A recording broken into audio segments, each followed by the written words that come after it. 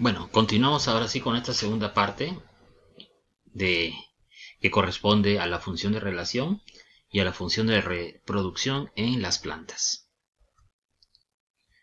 ¿Conoces qué tipo de planta es la que se muestra? ¿Qué observas? Respondemos las preguntas mentalmente y continuamos. Las respuestas de las plantas a los estímulos. Las plantas carecen de órganos receptores de estímulos y por este motivo las respuestas de las plantas son más lentas. Los estímulos que perciben las plantas pueden ser luminosos, la luz, mecánicos como de repente un golpe, químicos, sustancias químicas, gravitacionales como la gravedad, hídricos, el agua, térmicos, cambios de temperatura. Las plantas pueden responder a los estímulos externos de dos formas, mediante los tropismos o mediante las nastias.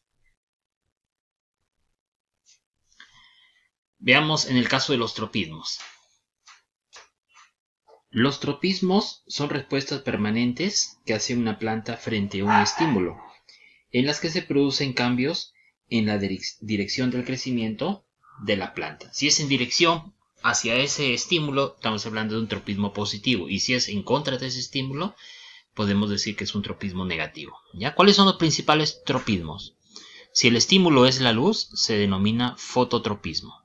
Si el estímulo es la gravedad, se llama geotropismo.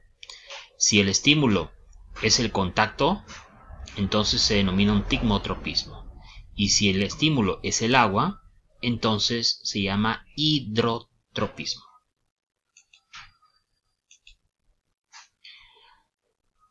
Otra forma de cómo reaccionan las plantas frente a los estímulos son las nastias. Las nastias son respuestas pasajeras en algunas zonas de la planta. Por ejemplo, en el caso de las plantas carnívoras, cuando se cierran, ¿no? Debido a que un insecto se posa en sus hojas carnosas, adaptadas justamente para poder capturarlos. La caída de las hojas de las plantas está regulada también por hormonas. Entonces, ¿qué podemos decir? Que también los estímulos que pueden tener las plantas se producen también por hormonas, pero en las plantas se llaman hormonas vegetales o también conocidas con el nombre de fitohormonas. Entonces, estas regulan, por ejemplo, la caída de las hojas en las plantas, ¿no? El crecimiento de las plantas también.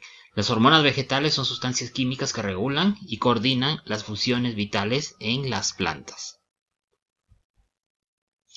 Observa el siguiente video en esta dirección electrónica. Si no tienes internet, puedes observar las fotos que se adjunta.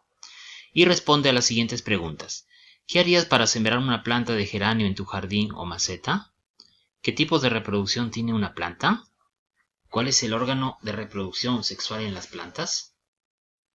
Respondemos esta pregunta de manera mental y continuamos. ¿Qué es la reproducción de las plantas?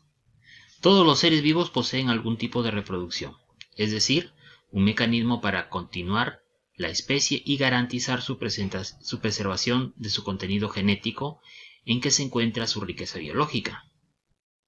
En el caso de los seres vivos del reino vegetal, dicha reproducción se da a través de modos muy específicos, que pueden ser sexuales o pueden ser asexuales, ¿no? Por ejemplo, el órgano sexual en las plantas para la reproducción son las flores, ¿no? En este dibujo tenemos, por ejemplo, una papita, ¿no? Donde están saliendo unos brotes, que es un tipo de reproducción asexual por el tubérculo.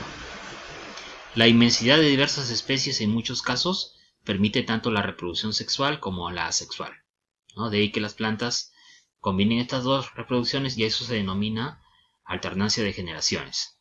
Lógicamente esto depende de las condiciones del medio. Además, muchas especies de plantas tienden a ser hermafroditas. ¿Qué significa esto? Que tienen en la flor, ¿no?, estructuras masculinas y estructuras femeninas. La reproducción asexual. En la reproducción asexual no intervienen gametos. De un solo individuo se separa una unidad reproductora constituida por una célula o un grupo de células, que dan lugar, tras su desarrollo, a un duplicado del progenitor. A partir de un solo individuo se pueden formar gran cantidad de descendientes que son idénticos entre sí e idénticos al progenitor. No existen combinaciones genéticas porque no existe mezcla ni unión de gametos, ¿no? Por ejemplo, acá tenemos, imagínate, que fuera un tallo o una rama de un ciruelo, el cual lo cortamos, ¿no es cierto?, en segmentos y cada uno lo ponemos, ¿no es cierto?, en tierra fértil. Comienza a echar raíces y se forman, ¿no es cierto?, nuevas plantas de ciruelo. ¿Qué significa esto? Que todos salieron de la misma rama y genéticamente son idénticas, de un solo progenitor. Entonces, esa es una reproducción asexual, no hay intercambio de material genético, porque hay un solo progenitor. ¿Cuáles son los procesos naturales por los cuales se produce esa reproducción asexual en las plantas? Hay varios. Dentro de ellos tenemos los bulbos. Seguramente has visto una cebolla. Los bulbos realmente son tallos subterráneos formados por hojas carnosas, concéntricas. Tienen yemas o brotes que se transformarán en una nueva planta, como en el caso de la cebolla, el ajo. En el caso de los estolones, estos ya son tallos aéreos. Esto es un estolón, que al tocar el suelo producen raíces y de ahí nuevamente salen nuevos tallos de planta. Si ahí aíslo una plantita, ¿no es cierto?, que se formó por el estolón, entonces voy a tener otra planta idéntica a la progenitora. Por ejemplo, sucede en la fresa. Los tubérculos son tallos subterráneos cargados de sustancias de reserva. El ejemplo clásico es la papa, ¿no?, el tubérculo de la papa. Al separarse, por ejemplo, si este tubérculo de papa lo ponemos en la tierra, de ahí de los brotes que tiene, de los agujeros o hoyuelos, comienzan a crecer plantitas, ¿no? Y de ahí puedo separarlas para sembrar plantas separaditas, pero genéticamente son idénticos. Al separarlas, cada tubérculo origina una nueva planta. Otro tipo de tallo subterráneo es el rizoma, ¿no? Es un tallo subterráneo, como sucede en el caso de los helechos. Cada cierto tramo fabrican tallos los rizomas y raíces que salen de él para dar lugar a una nueva planta. Aparecen, por ejemplo, en el quión, en los helechos. También hay técnicas agrícolas, ¿no?, que el ser humano está empleando justamente teniendo en cuenta la reproducción asexual. Uno de ellos son los esquejes. En los esquejes consiste en enterrar parcialmente un trozo de un tallo de una planta, que da lugar a nuevas plantas, por ejemplo en el rosal, el geranio, el ejemplo del ciruelo que habíamos visto. El ácodo consiste en enterrar una rama unida de una plantita, como se ve acá, lo estamos enterrando, para que ésta comience, ¿no es cierto?, a echar sus raíces y comience a crecer una nueva planta, ¿ya? O sea, eso es de manera artificial, eso se llama ácodo. Y hay otra que algunos lo consideran una reproducción asexual, otros no, que es el injerto, que consiste en introducir una rama de una especie de un tallo, ¿no?, de una planta, y le ponemos otro tallo injertado ahí, ¿no? Y se va a producir una planta con características parecidas de ambas, ¿no? Pero realmente es un tipo de reproducción asexual. Se utiliza bastante, ¿no es cierto?, en las plantas frutales, por ejemplo, para obtener frutos, ¿no es cierto?, con mejores características. La reproducción sexual en las plantas. En la reproducción sexual intervienen dos individuos, ya principalmente en el caso de las plantas, cada uno de los cuales aporta una célula reproductora o gameto masculino y femenino. Ambos gametos se unen y posteriormente se forma una nueva planta con caracteres de ambos progenitores. Se parecen a las dos plantas que los originaron esa planta nueva, pero diferente a cualquiera de ellos. Genéticamente no es idéntico a una o al otro progenitor, sino es una mezcla de los dos de genes. Esto sucede cuando las plantas se reproducen justamente mediante la producción de las flores. Esto sucede gracias a ese órgano que es la planta, que se llama la flor. La mayoría de los vegetales, al igual que el resto de los seres pluricelulares, se reproducen de forma sexual, ¿no? Significa que es un mecanismo de reproducción mucho más evolucionado. También existen muchos que alternan ambas formas de reproducción a lo largo de su ciclo de vida, ¿no? Lo que estábamos comentando, la alternancia de generaciones. Entonces, hablemos de la flor, que es el órgano de la reproducción sexual en las plantas. En el caso de las angiospermas, son aquellas plantas que han desarrollado una estructura muy particular denominada justamente la flor. De ahí que también se les conozca con el nombre de plantas con flores verdaderas. Las gimnospermas también tienen flores, pero son un poco más primitivas. Se les conoce con el nombre de conos, ¿no? Por ejemplo, acá tenemos conos. La flor es un órgano reproductivo muy complejo, conformado por estructuras productoras de gametos masculinos y femeninos en las plantas, y por pétalos y los sépalos que le confieren su forma y tamaño a la flor, especialmente en las angiospermas. La mayoría de las flores son hermafroditas, la mayoría, ¿ya? No estoy diciendo que todas. Es decir, tienen órganos sexuales tanto masculinos y femeninos. Sin embargo, algunas flores son unisexuales, solamente tienen un solo sexo. Y tienen órganos reproductores solo masculino o solo femenino, ¿no? Seguramente has escuchado de la papaya. Hay papayas masculinas y hay papayas femeninas. Estamos hablando de la planta. Cada planta nace de una semilla y cuando es adulta forma sus flores que producen gametos sexuales, ¿no? Y a partir de esas flores se van a desarrollar el fruto que en su interior va a tener nuevamente la semilla y de ahí sale otras nuevas plantas. Una flor completa está formada por dos grupos de elementos. Las partes protectoras de la flor, que son los pétalos, que forman la corola, y también los sépalos, que forman el cáliz y el pedúnculo, ¿no? Acá tenemos, por ejemplo, el pedúnculo, miren, que es el tallo prácticamente de la flor, ¿sí? Tenemos los sépalos, que son estas hojitas de color verde, que en conjunto, ¿no?, forman el cáliz, ¿no?, en la flor. Y tenemos también los pétalos, ¿no?, que son estas hojas de colores, que en conjunto forman la corola en la flor. Y las partes reproductoras de la flor son los estambres y el pistilo. Los estambres, ¿no es cierto?, van a tener al gameto masculino, que son los granos de polen, ¿no? Por ejemplo, un estambre, ¿no?, también llamado androceo, tiene un filamento y tiene las anteras. Y en las anteras se encuentran los granos de polen, que es el gameto masculino, ¿ya? Y la parte femenina de la flor es lo que se llama el pistilo, o también conocido como gineceo, ¿no?, que tiene segmentos. Por ejemplo, la parte donde vienen los granos de polen es el estigma, de ahí viene un tubito que se llama el estilo. En la parte final está el ovario y en su interior se encuentran los óvulos, que son los gametos femeninos en las flores. Proceso de reproducción sexual. Entonces, cuando una semilla cae en buen terreno, comienza a germinar una planta, ¿no? Esta planta, ¿no es cierto?, comienza a producir sus flores, ¿no?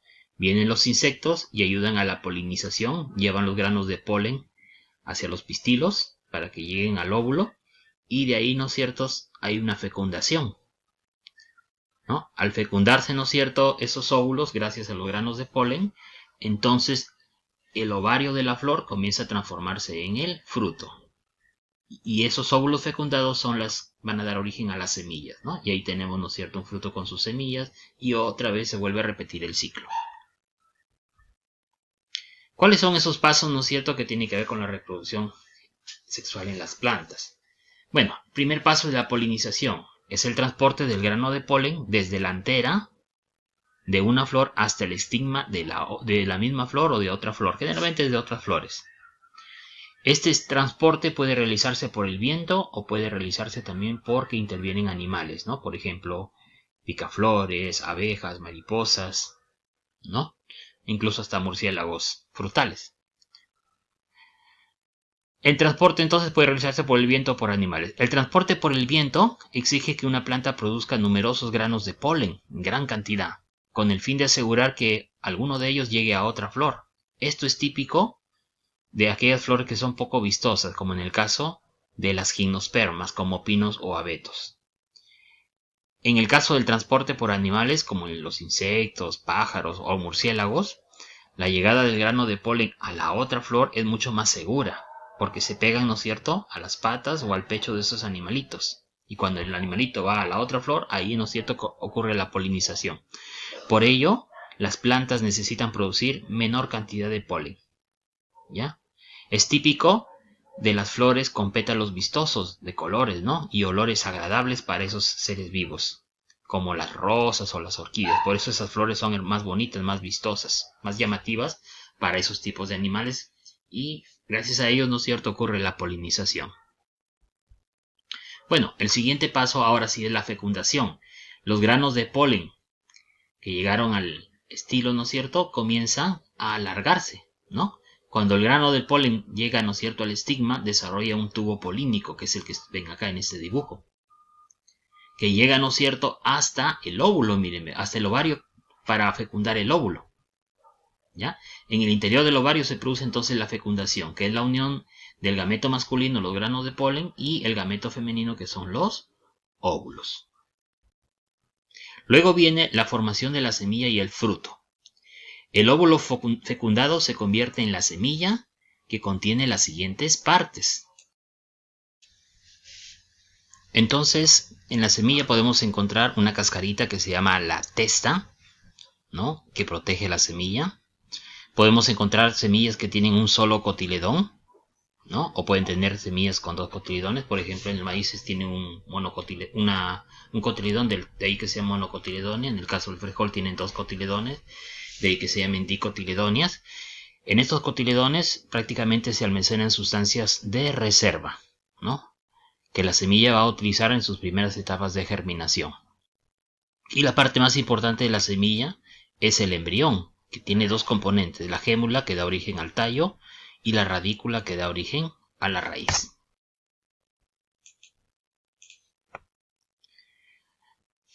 Luego, esa semilla, una vez que ya se está formando en la planta, ¿no es cierto?, ¿no? Recuerden que hemos visto la formación de la semilla y el fruto. Cómo se produce una vez que ha sido fecundada la flor, ¿no? Entonces, la flor, una vez que ha sido fecundada, su cáliz y la corola se comienzan a secar y se van a comenzar a caer. No sé si has visto de repente una flor de maracuyá, ¿no?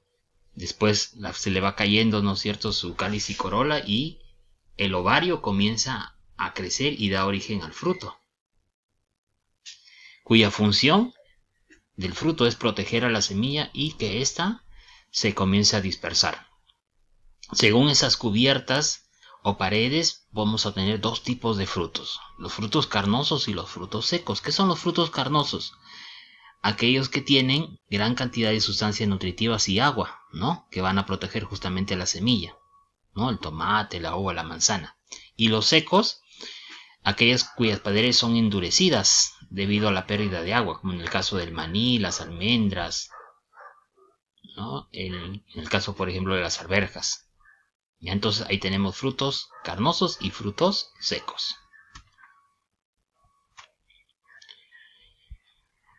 Una vez que la planta ha formado su fruto, con sus semillas internas, lógicamente ocurre la dispersión y la germinación de la semilla. Entonces, cuando los frutos o las semillas ya están maduros, se separan de la planta y comienzan a dispersarse. La dispersión evita que las plantas crezcan juntas y compitan por el espacio y los nutrientes, y también por la luz del sol.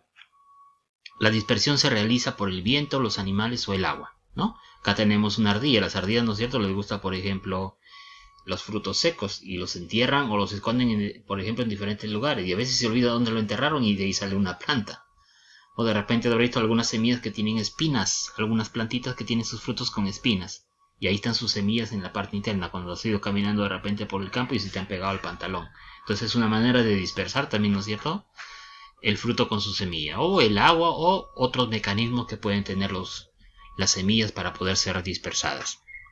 En condiciones de humedad y temperatura favorable, las semillas, ¿no es cierto?, van a comenzar a germinar, ¿no? Por ejemplo, otra semilla, imaginemos que cayó en buen terreno y comienza a germinar.